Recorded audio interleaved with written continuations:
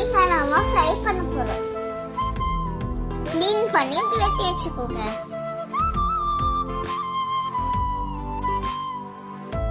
நல்லா தண்ணில கழுவிக்குங்க. ஒரு முட்டையை உடைச்சு ஒரு பவுல்ல ஊத்திக்குங்க. Chilli powder, garam masala, pepper, salt போட்டு நல்லா மிக்ஸ் பண்ணிக்கோங்க. கட் பண்ண கனவா மீனை நல்லா மிக்ஸ் பண்ணிக்கோங்க. மீனை பிரெட் க்ரம்ஸ்ல பரட்டி ஃப்ரை பண்ணிக்கோங்க.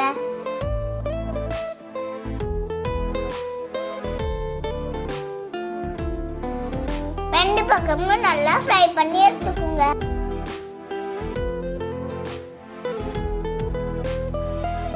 ஃப்ரை ரெடி ஆயிட்டு. ரொம்ப பிடிச்சிருக்கு. பாய் ஃப்ரெண்ட்ஸ், நெக்ஸ்ட் வீடியோல பார்க்கலாம்.